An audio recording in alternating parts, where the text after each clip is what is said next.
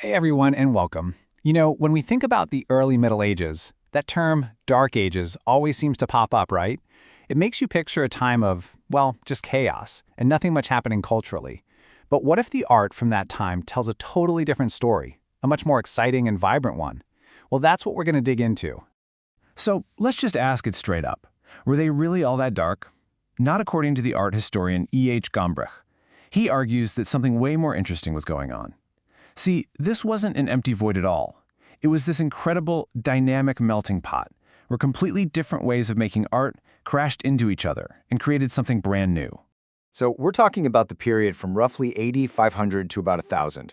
Europe was in a state of massive upheaval. You've got huge migrations, constant warfare, but right in the middle of all that chaos, this amazing artistic collision was happening. So let's meet the main players in this story. This slide just lays it out perfectly. The two clashing styles at the heart of everything. On one side, you have the ghost of the Roman classical tradition. It's all about realism, order, and a real focus on making the human body look, well, human. And then on the other side, you have this wild, energetic art from the northern tribes. We're talking mind-bendingly complex patterns, abstract monsters and dragons, all done in this incredible metalwork. I mean, these are two totally different ways of looking at the world, and they are on a collision course.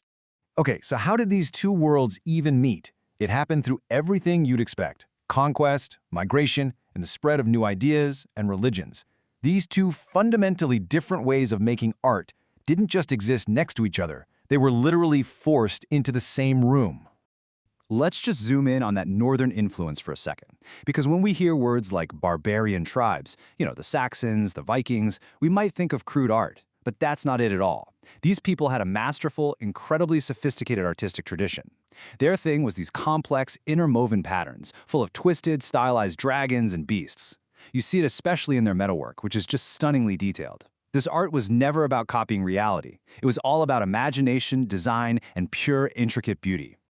And here's where the story takes a really fascinating turn, because the people who would actually bring these two opposite styles together were Christian monks. Yeah, a bit unexpected, right? Specifically, monks in places like Ireland and England. They became the pioneering artists of this completely new age. And this fusion, it didn't just happen by accident. You can see the steps right here. This was a conscious, creative process. The monks, these missionaries, they run into this incredibly powerful northern art, and instead of rejecting it, they see its raw, expressive energy and think, hey, we can use this for our sacred stories. So they start applying those wild, swirling patterns to their Christian manuscripts. And just like that, a whole new, hybrid style is born. This quote from Gombrich just nails the result. That classical focus on a realistic human body, it gets completely turned on its head. Instead of saints and apostles who look like real people, the figures themselves become part of the pattern. They get rigid, stylized, and woven right into those intricate designs, almost like they were just another one of the northern dragons or beasts. Seriously, if you want to see the absolute peak of this new style, you just have to look at the Lindisfarne Gospels. In these incredible illuminated manuscripts, you see it all coming together. You've got the complex, looping knots of northern art forming the frame around a stylized portrait of a saint. It's a perfect fusion of Christian faith and abstract pattern. It's just breathtaking. But history is never a straight line, is it? Just as this amazing new hybrid style is hitting its stride, a powerful figure comes along and tries to hit the rewind button. This is where the story gets another twist: Charlemagne and his Roman revival. This timeline gives us a great map of our journey. So you can see the artistic collision kicks off around 500. Then we hit that peak of the hybrid style with the Lindisfarne Gospels around 700. But then, look at that jump around AD 800. That's Charlemagne. You have to understand, Charlemagne was a massive fan of the old Roman Empire. He wanted to bring back its glory, its sense of order, and yes, its art. So he started encouraging the artists in his court to look back at those classical models. And all of a sudden in the Bibles from his time, you start seeing portraits of the authors that look a lot more like the calm, realistic figures from ancient Roman art. It was this fascinating, but ultimately temporary, attempt to turn back the clock.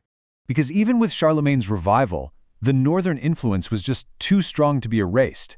The fusion had already happened, and it had fundamentally changed the entire purpose of art.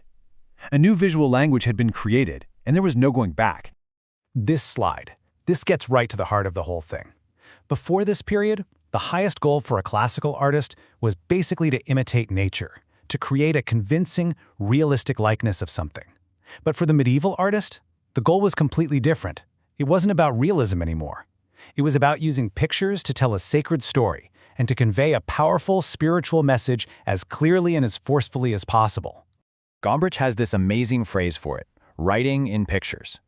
And just think about it that way for a second. The artist wasn't trying to be a painter in our modern sense.